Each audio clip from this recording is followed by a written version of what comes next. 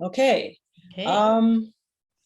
For those unfamiliar with Form and Content, we're a 12-member artist collective. We run a gallery at 210 North 2nd Street North in the North Loop in Minneapolis for about the past 14 years or so.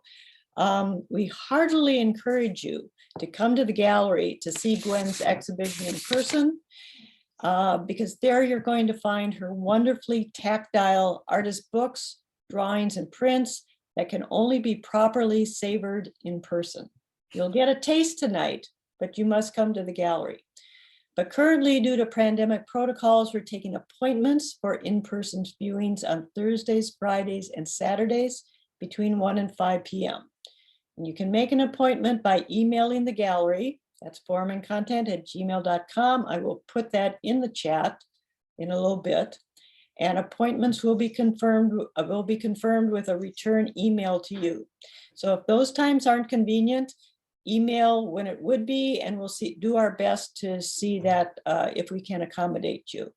And masks and social distancing are still required. So Gwen's show is on view until Saturday, June 19th. We have a robust exhibition schedule through the summer and beyond.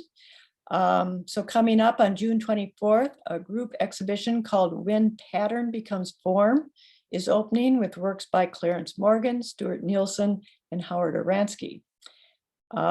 Chris Chinque opens her show there on August 5th. And on September 16, Kristen Lowe will exhibit her new work. And while not all our plans are finalized, stay tuned for more events like this and in conjunction with these shows. Okay, that's the housekeeping. Now to our main event. I first met Gwen when she participated in the Women's Art Institute in 2019. I was impressed with her highly developed technical skills, her development of an original visual language, and her dedication to her work. Gwen received her MFA in printmaking from the Academy of Art College in San Francisco and her BA in studio art and printmaking and drawing from Sonoma State University. Her work has been in numerous one-person and group exhibitions, and these include the Penny George Institute for Health and Healing at Abbott Northwestern Medical Clinic, the Catherine G. Murphy Gallery at St. Catherine University, and the Catherine E. Nash Gallery at the University of Minnesota. She has work in both public and private collections, and she was a graphic designer, illustrator, and educator, proceeding in early retirement to pursue her art practice full-time. And this is her first show at Form and Content. And so, reminding you that we think that the standard view is best in Zoom, here is Gwen Partin. Gwen. Hi, everyone. Thank you so much for coming. And I'm going to hide myself, well, hide you guys sort of when I share my screen here. There we go. Everybody see that okay? You can move the little panel of people around if it's over the slide. You can hide the people. You can minimize them a little bit if they're in your way. You're probably seeing a little bit of my desktop, but that's okay. Is that true? I'm just not sure what you're seeing. So Gwen, I'm seeing your full slide and you speaking, so. But not my desktop. I'm just curious, so I know. Not seeing your desktop, nope. Okay, good. Other people are not seeing it too. All right. You're good to go. Good. So now that I know what you're seeing, I feel more comfortable. Anyway, welcome and thank you so much for coming to my artist talk. And I also really need to thank Form and Content Gallery and the members, and especially some of the people who helped me with this show. Pat Olson has been a very generous guide for me, and Howard Oransky helped me hang the work. Ellie Kingsbury helped me light it, and Marty Nash was the all-important gatherer of the emails to send you the link to this talk. So thank you all. I'm really pleased to be a member of Form+Content Gallery. Here's a few oddball shots of my show. I really like the clean, well-lighted space. It's small enough, intimate, so you can view the art easily. And I also am proud to be a member of this gallery and the roster of artists who I admire quite a bit.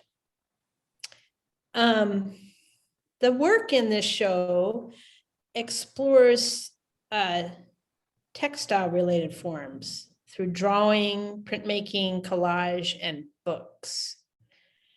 And in printmaking, I'm using monotype, collograph, stencil or pochoir, block print, and dry point.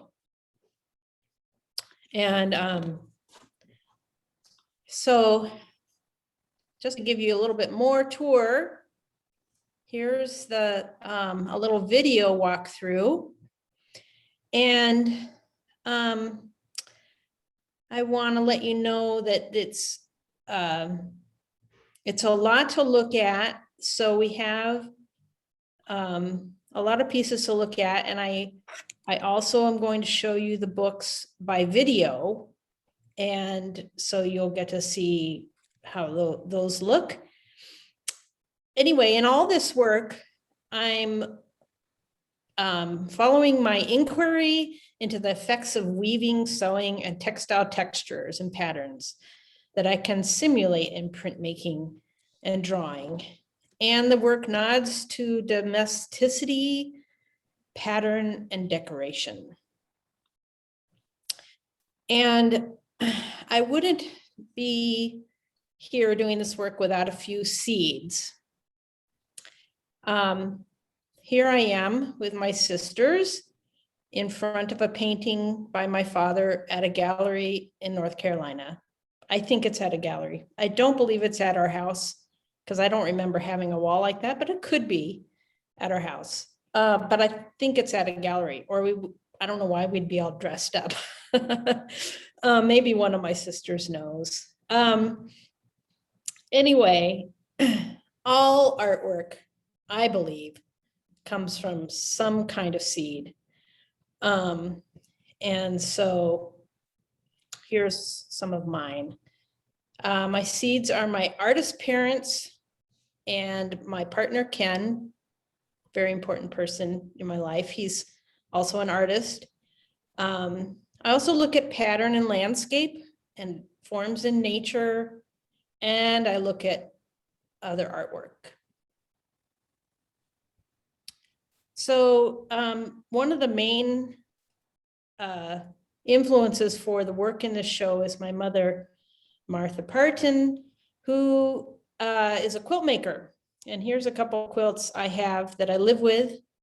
Oh, and that cat.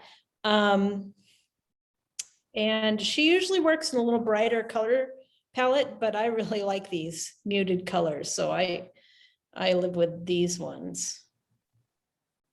And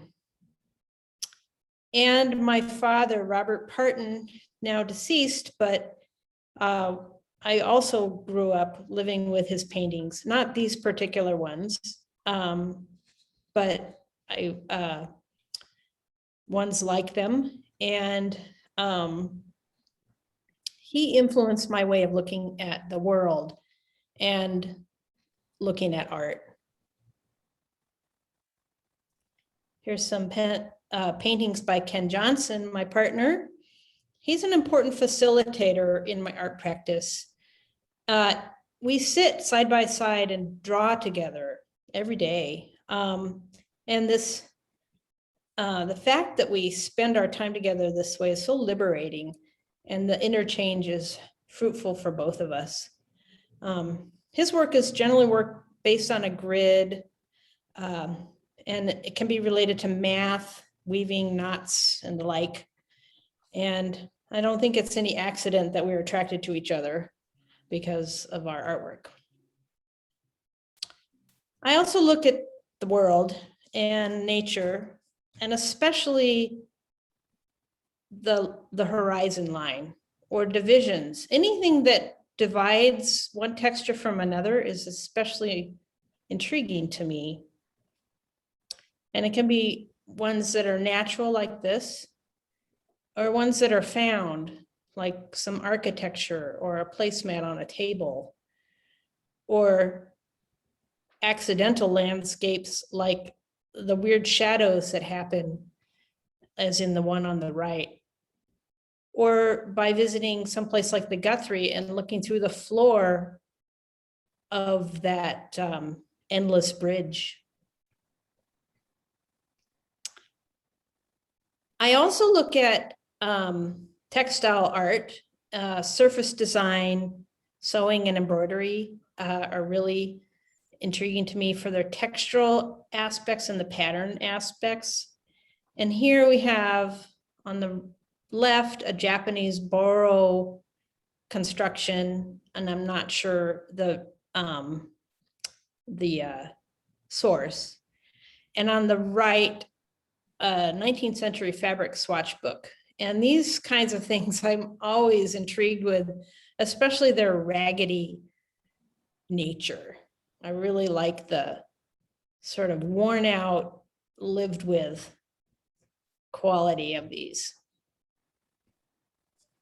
I'm also looking at artists like Morandi, Whistler, and Twatchman. And these three in particular are really feeding the work I'm doing now. I have books that I'm leafing through and looking through, and I'm enamored by their color schemes and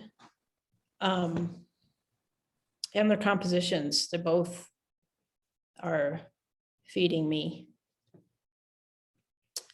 And then three more, Agnes Martin, Shauna Scully, and Solowit. And I recently read biographies or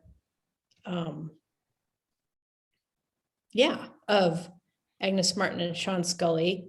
But for all of them, I'm interested in how they use the grid and color and a system. Like there's some kind of system. And I really appreciate that. And probably the most influential other artist for this show is Annie Albers. And Ken had a book of Annie Albers' work that I picked up, and then I've got some more books by her. I'm just really intrigued with what she's doing with design. She was from the Bauhaus school, mid-century, very influential weaver. And so I started trying drawings that I would look at these, but then I'd close the book and I'd just use what was in my head. So now we're getting to my show. And like Pat said, it's really important to be able to see the work in person, but I try the best in this presentation to give you a feeling of the textural aspects. My art has a very tactile quality.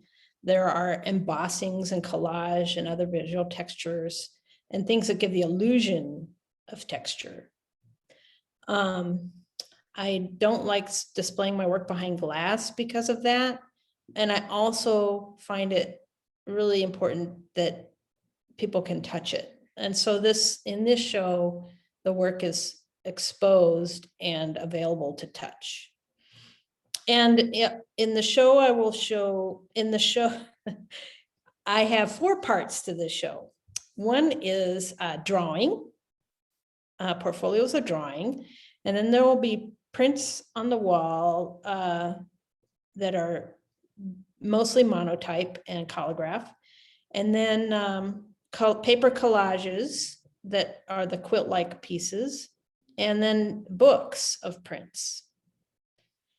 So it starts with drawing, And these are the portfolios I have in the show. I call myself a printmaker, but in truth, that's only a small portion of what I do. I probably spend time at the press a couple times a year. It's a really intense process. And so building up to working on it is how I spend most of my time. I draw several hours a day, and these clamshell portfolios are only a small portion of my daily drawing practice. But the drawing practice serves several purposes for me. One is it's relaxing and it's meditative, but also it's fodder for the bigger ideas. So if you go to the gallery, you can actually touch these and look through them, and it doesn't matter if they stay in order. And when you arrive, they probably won't look this way. They'll look like there's some other drawing on the top, and that's okay. So here are 4 drawings that were definitely spin-offs of the Annie Albers work. And some of these are in the portfolio. I think I've sold some of these, but so that's just a sampling of some of the other drawings in those portfolios. Now here's a drawing that's not in the show, but it's in the show in another form. I use this drawing, which is called Wacky Weave. It's made with markers and ink pens, things that are not very archival, but it's just the process of making it that's so intriguing, that the materials aren't as important in this case. But what I did was I took these drawings and I cut them up. Well, I photocopied them onto cardstock 2 times, and then I cut them up with one weave of one direction and a weave of the other direction, and then I actually wove the drawing back together, so it would be a woven drawing. And then I took that and I made it into a collagraph plate. A plate is the matrix that you print from in printmaking. So it was complicated to make them, but I've made good use of them, and you'll see in the work. So here's a picture of some of the plates before they were inked. Now I have some of them sitting by me. Now they're pretty worn out and inked up, but here they were before I inked them. You can kind of get a feeling of it. So I took these plates with me to the Women's Art Institute, which is a 1-month intensive studio experience, and with the idea of making prints from them. And so at the time that I did that, I didn't have a press, but now I do. And here's what my press looks like. On the right, you can see, maybe you can tell that there's a piece of plexiglass sitting on top of a piece of newsprint, and then there's a piece of paper on top of that. And then you would roll that through the press. Here's a little video. So you can sort of see the other side. You would spin the handle there. Whoopsie, let's go back. And it would roll that roller over the bed, which is, well, the bed runs under the roller. And then with pressure, you get a print. So, when I'm printmaking, it's kind of like a dance. I have the plates, but in monotype, if we go back again, I will roll ink onto this plexiglass, which is under this piece of paper. Can you guys see my pointer? Yeah, okay. I forget to look at you. I'm seeing all the thumbs up, that's good.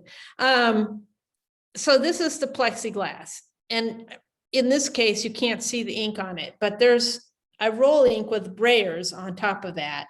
And then I can make textures in it, or I can pull ink away, or I can put a stencil over it to hide part of it. And when I'm printing, I'll print some, and then I'll take the prints I made and I'll turn them over, and I'll put another piece of paper on that, and I'll get a counter print from that. And then sometimes after I printed from the plate, there's ink left, which is called a ghost, and I can print again. So I can get a number of different iterations, and some of them would be mirrored to each other because of sandwiching the print to another piece of paper. Some of that ink, if it's wet, will transfer. So you'll see lots of variations of these textures throughout my work. So I'll start with the prints. If you visit the show, the prints start on the left side, and they start with the number 1 on my list. That's not important really, but in case you're wondering. So the first set of prints are what I call weave diptychs. And these were the ones I made at the Women's Art Institute. And I'm using collage and the various plates used in different ways. I even used some wallpaper, which you can see in the back of this one. It's like a burlap kind of pattern. So these are small, well, I think of them as smallish prints at 22 by 15 or roundabout. And I made a series of 6. I'm not showing you all of them.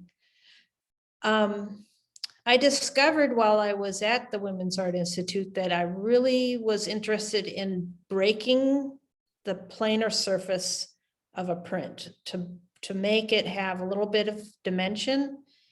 And so I started sewing French knots, and those are the little dots in here, onto the prints, or to collage things together. So in this case, there's French knots along one edge to connect 2 parts. And the shape in the middle is connected by French knots at the corner. And in this print, you can see remnants of that drawing used for the plate. Another one like it. On the right side of this, there was no ink used, but the plate still made the emboss. It made a dent into the paper. So there's an emboss. So then we can fast forward to this year. And I decided when I found out I was having the show that I wanted to continue making some more prints that size. And I also knew that I wanted to make some books for the show, and I wanted some prints not to be in the book. So this set of prints I called Texturescapes.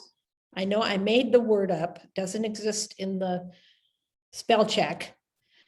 And because it keeps reminding me that I've misspelled something, tries to separate it for me. But anyway, I wanted to make them look like landscapes made out of textures or weavings or some kind of nod to the thread.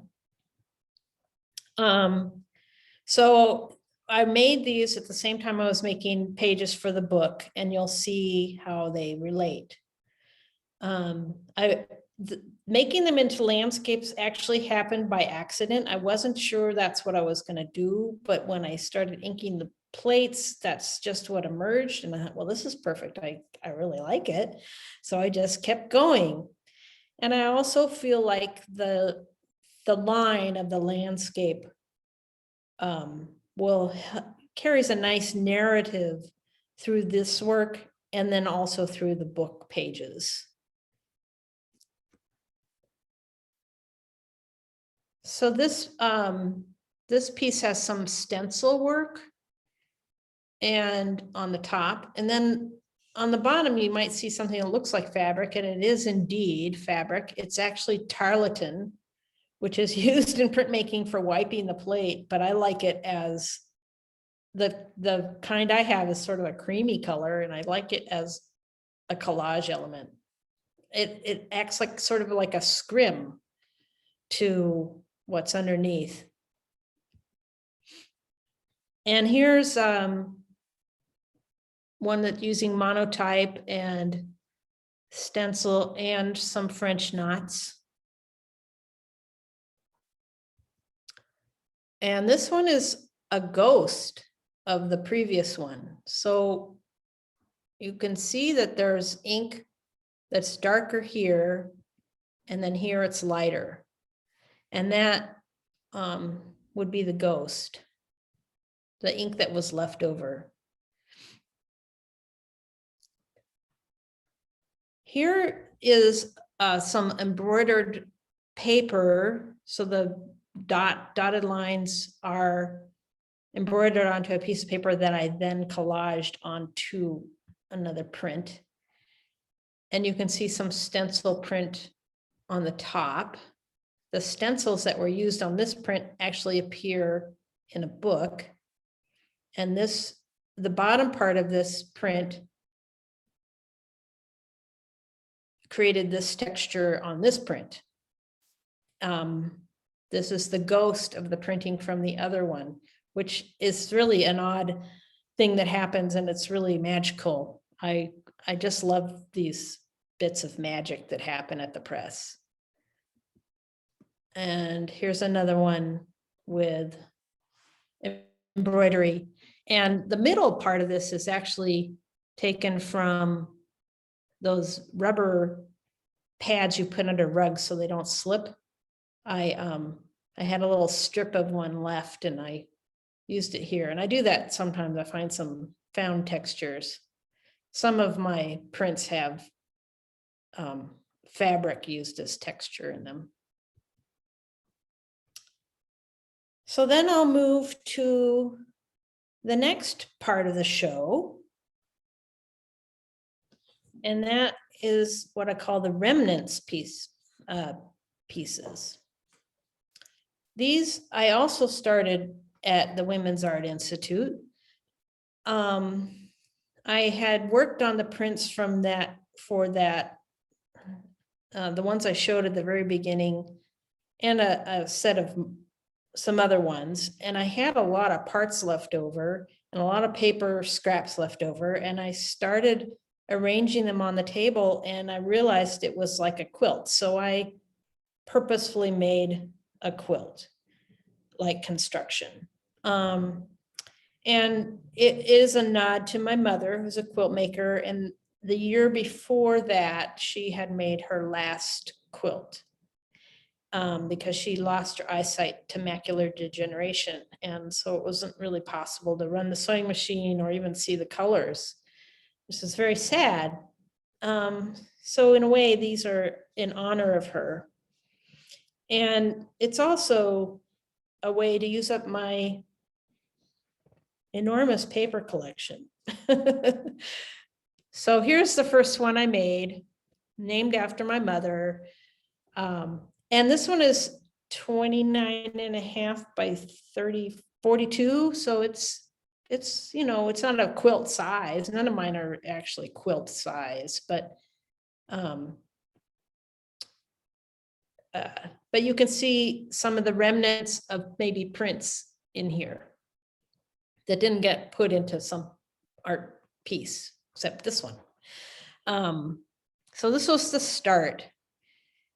And I was also exploring some shape compositions in the arrangement of the colors. And that continues through the rest of these. So here's another one. When I was finished at the Women's Art Institute, I had more parts from this and other old projects, and I started separating them in my studio by color schemes. And I made some more that year in 2019. So I made this one, which is sort of a sister to the other one, the first one. And then I made this one. I've added more and more embroidery, French knots to them as I go. This one has a little spiral pattern in the middle, so I named it the Milky Way. Some of them are starting to get woven paper in them.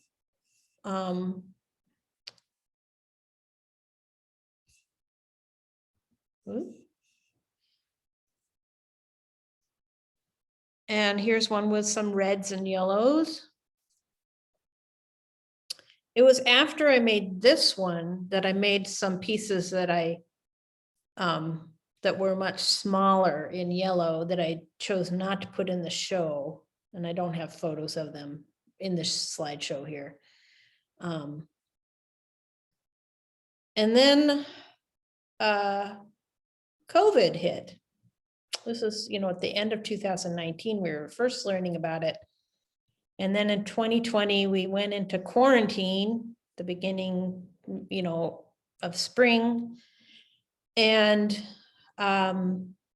during 2020, I made these two large ones. The one I made first is the one on the right, which is called Mauve Wave.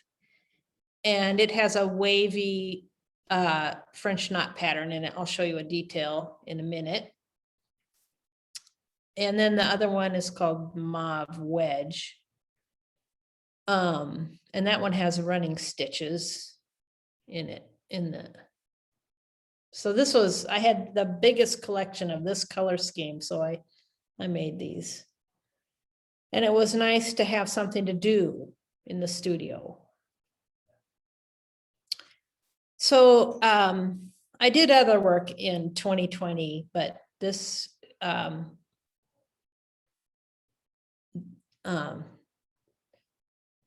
at the end of the year, I was invited to be a member of the gallery, and I thought, well, I need to figure out what to do in that space. And I made this piece, which is 75 inches square, just about. I mean, it's not really square. For the space. I normally don't like to work this large because it's cumbersome, but I thought, wow, that space really needs something like this. And then I can use up my black and white pile. So I made this one and I titled it Hibernation. And that was after I started thinking about what the time was like while I was making it. It was winter. We were hunkered down. I was alone incubating this show in my studio. And the quarantine was ending. With people getting vaccinated, there was hope. And I thought, well, this feels like a seed for the future.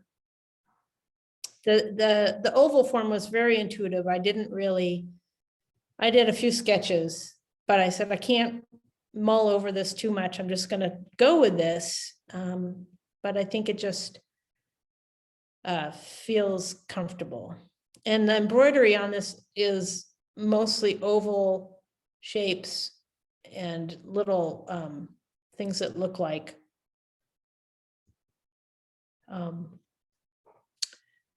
amoeba or something. So it has an oval theme. I don't have I guess right here, there's one of those sort of crawly things. But this one, you really need to see far away and up close to get its whole effect. I probably should have had a video looking at it, but I don't. And then on the left, you can see the wave pattern for that large mauve wave piece. And then here's a few details of the other, some of the other pieces. And I don't worry too much about them being perfect, like the little leafy things are kind of barely glued on, and I like that. Like a little remove from the surface.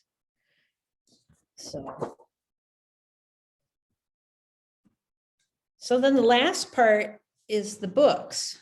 How are we doing on time? Oh, okay, I'm gonna try to run I have 4 books to show you, and there's videos that are about 2 minutes a piece, and it's really good to watch them. So I want to talk a little bit about why I'm making books. In my studio, when I would have open studios, I'd have my drawings out for people to look at. I'd let them look through them. And often people would turn the pages like they were looking at a book. And I thought, oh, I got to make these into books somehow, do something with books. I like the intimate, close thing a book gives you. It's personal, you're right there with it, you get to touch it. You get to turn the page at your own pace. And then there's a narrative. There's something that moves one thing to another. And I like that. So, so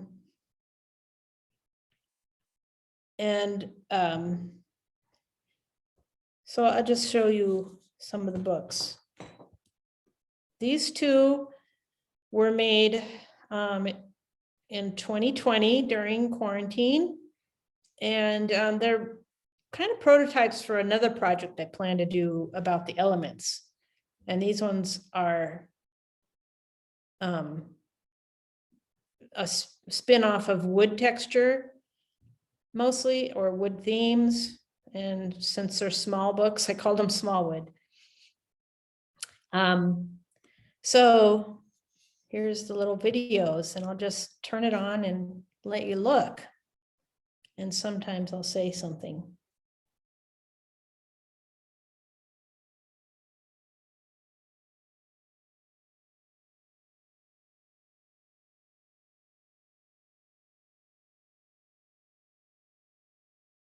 Some of the pages have collage on them. Some are paper woven in. Some are cut. A lot of this is relief print on top of monotype print. Here's a woven page.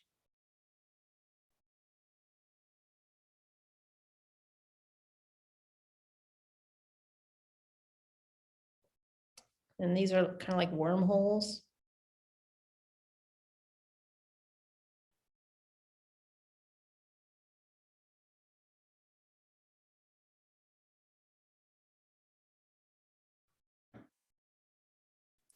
It's so quiet with you all muted. It's a little eerie for me. So I bound this book with a Coptic stitch. It's a single page format. Those are actual pine needle textures in there.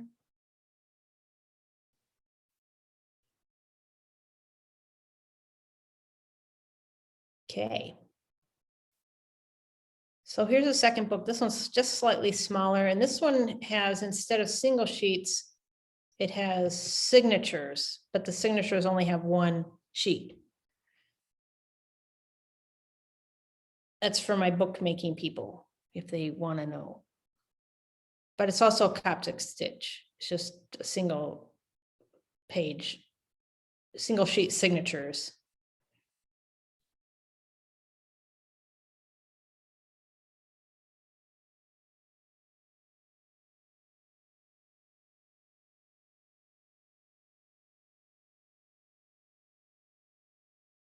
I actually had designed this one as an accordion, and I I wasn't happy with it, so I took it apart and put it together this way. And that's why there's some funky collage pieces on the edges. These wedgie shapes are kind of like those biscuits you find in plywood. Those are more pine needles.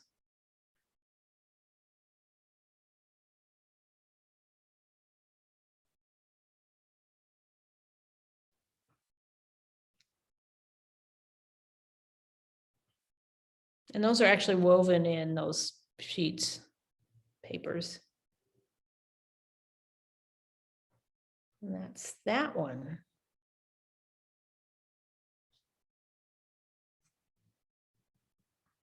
So those I made last year. And then this year I knew when I found out I was having the show that I wanted to have some bigger books that I had been planning to do, but this was a good impetus to really dive in. So these ones are page size, about 11 by 15. And each one is in its own clamshell that's wrapped in a linen and silk book cloth with a single sheet Coptic stitch again. So that kind of gives you an idea of the side of it. And then here's a video. There's 2 of these.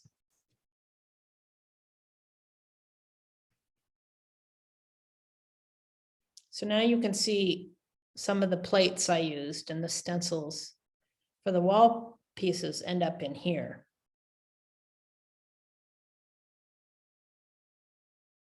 There's some of them have a little bit of sewing on the pages.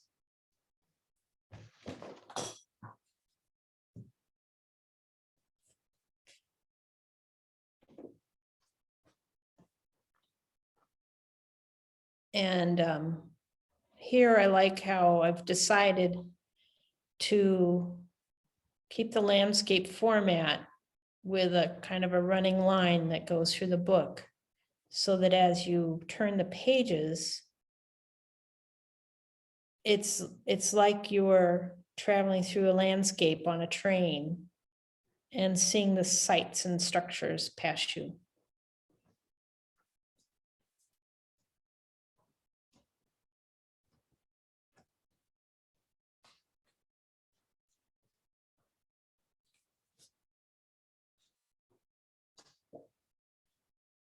So I think maybe you're seeing some of those plates appear again in this book, used in different ways. There's various colors of paper. There's Zircon Intaglio, which is a kind of a soft but thick white paper. And then there's Reeves BFK in tan, gray, and cream. Yeah.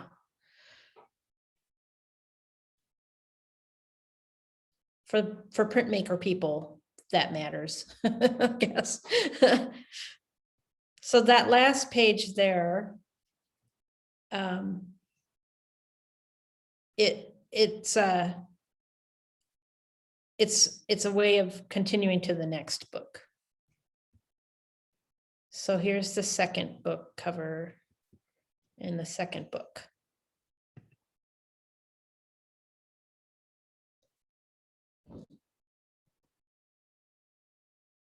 So I'm running a little longer than I thought I would. I hope you're all okay with that. I want to make sure I give you time for questions. So Gwen, we haven't lost anybody. You take the time you need. okay. Good. So here you see some strips woven together, and those appear lots of places in this book.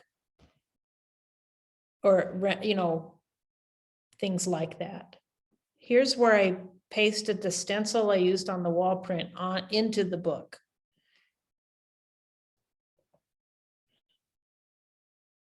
This is a page that uses the dry point technique, which is a way that you can scratch on a surface and then ink it, and the ink stays in the scratches after you wipe it off. Here's those pages that use the strips, and the strips that were used on these pages are then woven back into the book in a lot of places.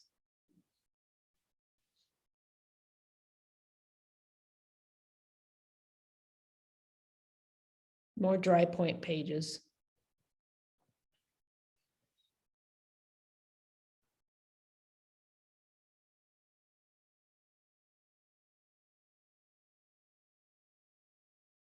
Here, I can't tell if how many pages I've got in my hand. Here's where I wove some of those strips back in again.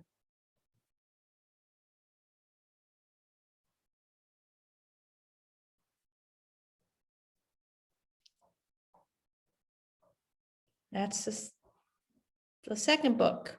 And that's the end of the show, my slideshow, except I'll let you look at the floor, the gallery again. And maybe while we look at this video, I'll read my artist statement.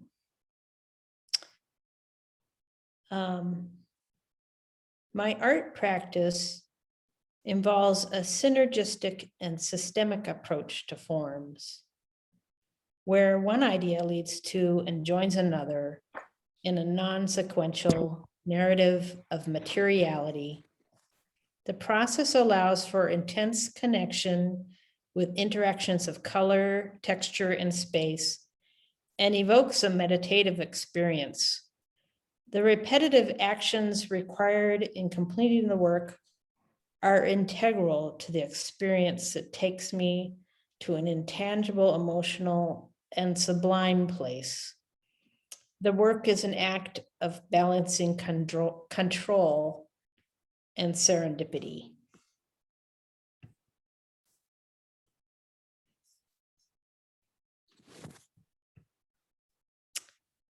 There we go. Well, thank you, Gwen. You're welcome. I can go back to any of that if people want to see something, but I thought Okay. it'd better to have. We'll see what The people gallery. want to see again, but we will accept questions now. So if Okay. you want to ask a question verbally, unmute yourself and do so. And I'm also monitoring the chat. So Oh, you wow, know, there's like tons of stuff in there. yes, Yeah. yeah. So for any verbal questions for Gwen? You just go ahead and unmute yourself and ask away. I have one. Sure. I almost hate to ask this, but it kind of relates to your family seeds. I know that as an artist, I don't really think about isms, but given where, you know, your father was a painter, did you say? And your mom also an artist, do you think about that? Do you think maybe, are you a modernist, neo-modernist, techno-impressionist? I mean, do you think about that at all? I'm just curious. No, I don't think where I fit in. I just do the work. Did your I let the art world decide that. It doesn't matter to me. Did your dad talk about that at all? No, he hated being put in a box. Okay. Yeah, he wouldn't want to be put in a box either. Although Sorry, Gwen. he did, you know, he came up through that modernist school. He went to Columbia right when all those people were doing that. So it had an influence on him, but he hated the social mores around it all. So yeah, I'm, you know, I of course want to know about all that, those sort of genres, I guess you could call them, but I don't think of where I want to put mine. I just let it be what it is. Yeah.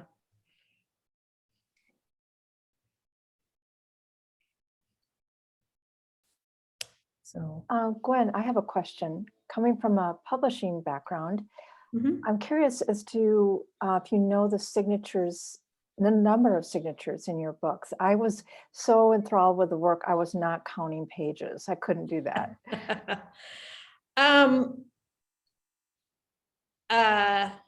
The smaller books, well, they're single sheets, so there aren't signatures. Most of them are single sheets. So one of the smaller books has 30 some, the smaller ones have 30 some pages. The one that has the signatures in it has 18 signatures, I guess, because it has, is it 18 or?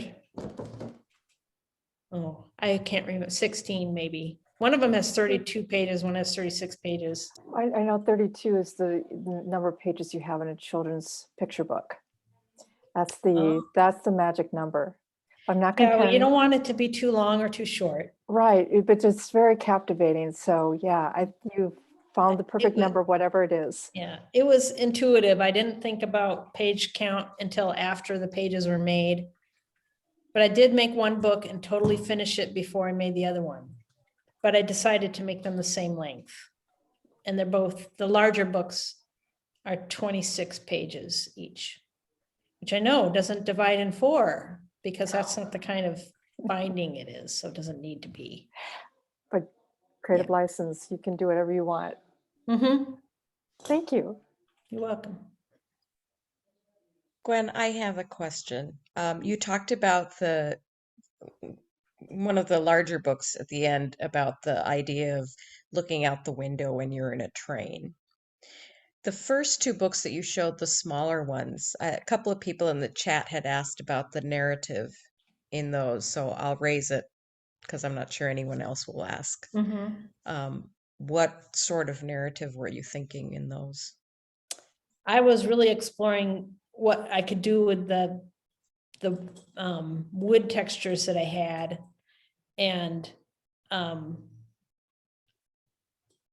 I didn't really think about it till after I put it together, but it's like a walk in the woods. But I mean, it's not all that because, there's wood grain. You don't see that in the woods. That's only a man-made thing that you see in furniture or lumber. So it's kind of mirroring the 2 things. Because it does have both books have a landscape kind of composition on purpose. I haven't put covers on them, and I often open them upside down and I realized, no, this is just wrong. I have to turn it over. Because to me, there was a bottom and a top in the composition. So Yeah, I definitely saw in those first 2, forest scenes, and then maybe marshes with reeds and that kind of thing. So they're beautiful. Thank you. Gwen, I have a question. It's Yes. another book question. I was intrigued when you said that you had put one of the books together as an accordion first, and then that didn't work for you and you changed it. One of the things that seems to me to enter into these when you take the prints and make them into a book is that the sequence, I mean, you have sequencing when they're on the wall, but there's a different sense of sequencing, and there's also sense of time. And an accordion and whatever you call the other kind have different ways of seeing time. But I'd like to hear a little bit, because you are so intuitive and you work so intuitively. I'd like to hear when you changed your mind, what made you change it? There were parts of the printing in the accordion that were not working for me, and I needed to either cover them up or take them out, glue it back together. I also found that the paper I used wasn't working. It wasn't sitting right, and I didn't fold it very well. I mean, there's a lot of reasons. And I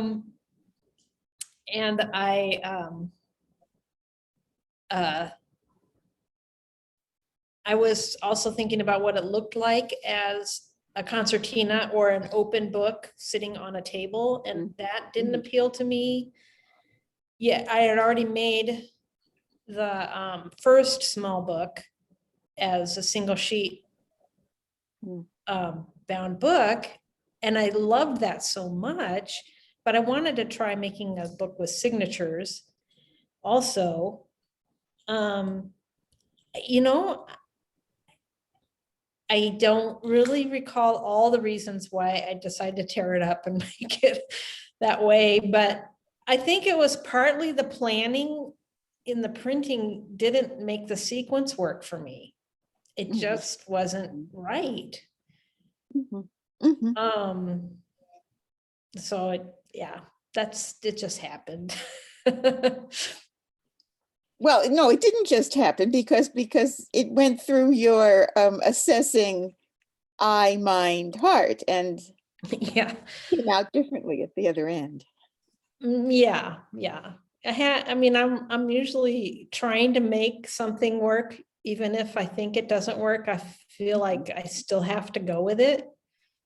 And so I didn't sound like it went in the trash. I just made it into something other than what I had originally intended.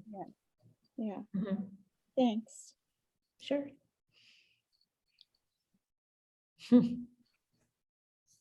Gwen, those boxes that the books are in, you know, did you cover them? Yes, Like those big ones? I Did you made those. You made the boxes and you covered them? I did. I Cool. made,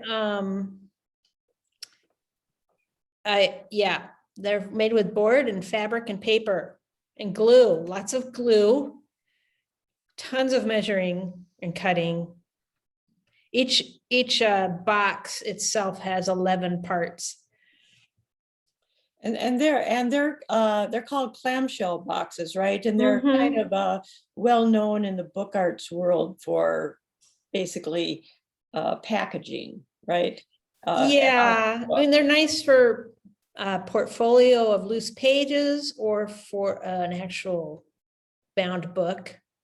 Some people make slip sleeves or slip cases, which I've thought of doing for one a series I'm thinking of, but what the clamshell does is it gives a place to protect the book and move it around without, because the binding, the single sheet Coptic binding is really kind of fragile.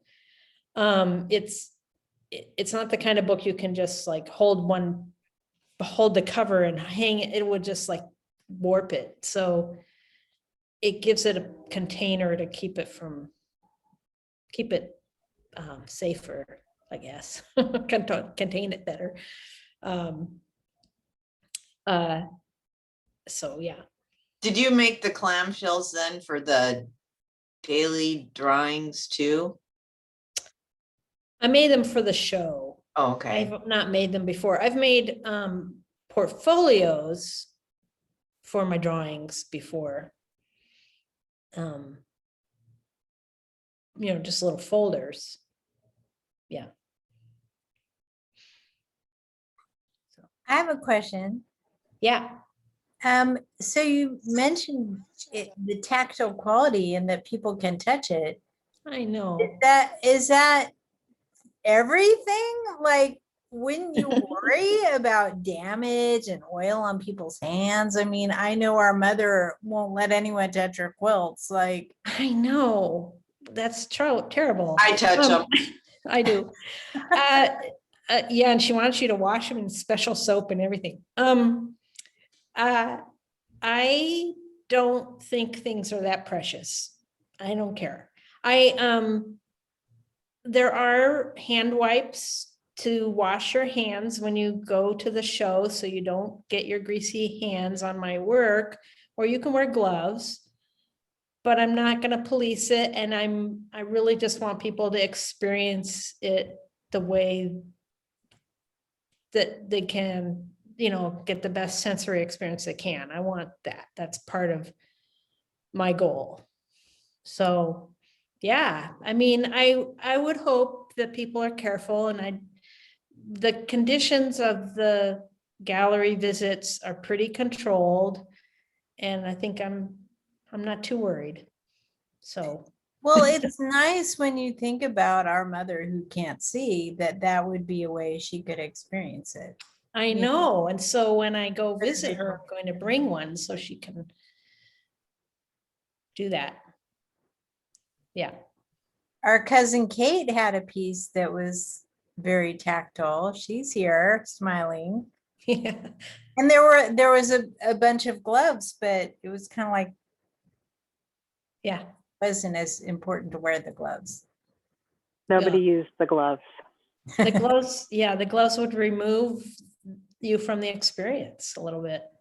Yeah, So- I was thinking the piece that Claire was mentioning makes me think of how much information is contained in touching things. We prioritize the visual so much, and I love how sculptural your stuff is becoming.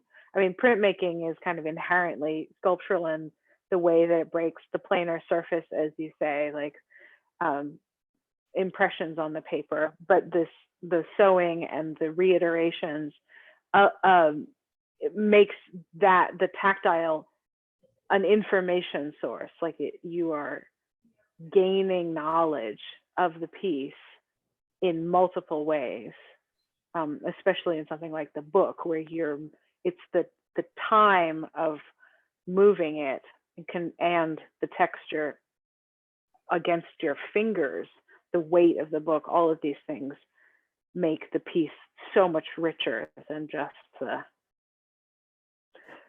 than just something visual, which is beautiful in and of itself. But I love how you're adding more and more treasures to each piece. Thank you. Yeah. I want people to be able to experience it as close to what I get out of it as possible. So, and that's not really totally possible because I get to watch it actually be created and emerge. So, You know, yeah. I think of your work as being very analog Mm, as opposed to digital because the texture is so important, the seeing it in person, the touching it. I mean, when your cousin was talking about books, I was thinking that, now I read everything on my iPad, mm-hmm. and we've lost that thing about having a really beautifully bound book with really nice paper and the feel of that and how you feel when you read it. Yeah. Yeah. Right. I love those books that they have the decal on them. So my prints, I pretty much print to the edge of the paper and keep the torn or decal edge as part of the work. Yeah. And thank you for that. I really appreciate that. And I do have a question for you, but I also want to say how much I'm such a fabric person myself, and I grew up sewing, and I even used to do embroidery. So I just love that you got all these tactical things. And I love that person coming tomorrow that I'll be able to touch things. And when I do work now, I tend to work in things that are a lot more fragile. I've been doing Pisanki eggs, which is literally decorating eggshells, eggs, and they're going to break eventually, unless you seal them. So, and I'm finding that I love that. I love it. I love things being more like hand paintings. So I love that you're allowing the work to be handled. I'm wondering, do you have, and I may have missed this because I missed the very, very beginning. Do you have any idea how many drawings that you've included in your collections in the boxes? I did count them, but I That's don't not fair. remember. I counted them just to kind of inventory it. Sorry. Hundreds. I don't know. There are many I years worth, so- selected particular ones for this, but I do a lot of drawing. I do right now it's several a week I finish, but I used to do one every day. I don't try that anymore. But yeah, I don't know how many there are. Well, I just thought Maybe between today and tomorrow. A I lot. can There's a count. lot. Thank and tell you, but because I did write it down. Oh, please don't Don't remember, do not do that. but there are a couple. That's fine. I'm happy to have it be a mystery. Mhm. It's getting around 8:15-ish. I mean, Yeah. it's before 8:15, but let's think about maybe a couple more questions before we sign off for tonight. Yeah. Mine isn't a question, but looking at your work, Gwen, which is beautiful, in this context, hearing your sisters and your cousins speak, seeing the work of your parents, I'm just deeply touched by that environment that you have grown up with that is so a part of your artwork. I don't know, I think it's quite beautiful, and in my experience, quite rare to have that whole embodiment across all these generations in your family. I just think it's beautiful. So I'm really glad I got to see your sisters here and your cousin, as well as you and your artwork. Thank you. Thank you for saying that. It's really nice.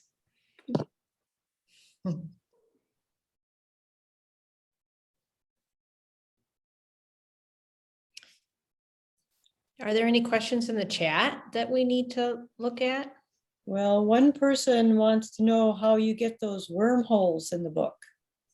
Oh, with That a was little me. knife, a little craft knife, a very sharp, pointy tip.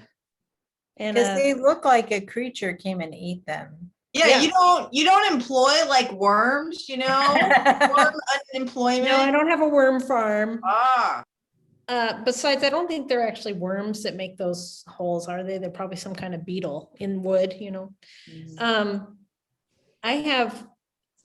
I ordered from, I think it's a place called Rhino Mats, cutting mat that's the whole size of my art table. It's wonderful because I don't have to worry about where I'm cutting. I do a lot of cutting with a knife, and now I have a whole mats, surface. like heal themselves, right? To Yeah, a yeah. self-healing cutting mat. Yeah, That's my that's whole great. table. I love it. Well worth the money. So, but you can buy those small ones that, and a craft knife and just cut out. And, it takes a little bit of figuring out how to get that to work for yourself.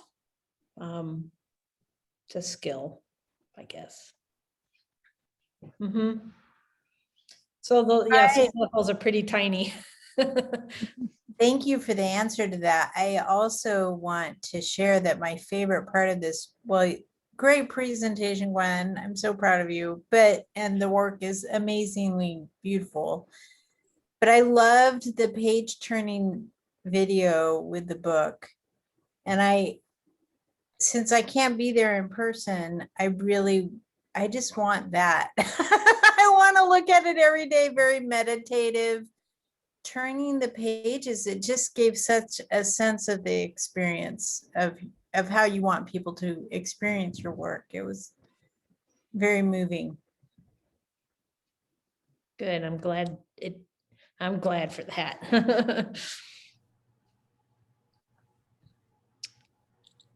All right. Okay, well, thank you, Gwen. Thank Thank you. you, everyone, for Zooming with us. And I do want to remind you all that Gwen's show must absolutely be seen in person if you can get to North Loop of Minneapolis. And that's going to be through Saturday, June 19th. And remember, we're making appointments via emails at formandcontent@gmail.com. I put that thing in the chat. And of course, you can go to our website and get that information. So And just Pat, excuse me, if people want to see this again, or if there are people they know who haven't seen it, you can request a copy of the recording. Right. Hey. It is being recorded, but Okay. the images of the people will not be in the recording. Is that correct? Unless you talked. I don't know. We'll find out. Yeah. We'll look at the recording. We'll find out. But you'll definitely see the slideshow and the little wonderful videos for sure. So that would be a way to see them again. I do want to remind everybody that we have some upcoming exhibitions. June 24th, Clarence Morgan, Stuart Nielsen, Howard Oransky, Chris Chinque on August 5th, and September 16th, Kristen Lowe. So we're looking forward to those shows. And while not all of our plans are finalized, we do intend on doing more events like this, virtual artist talks.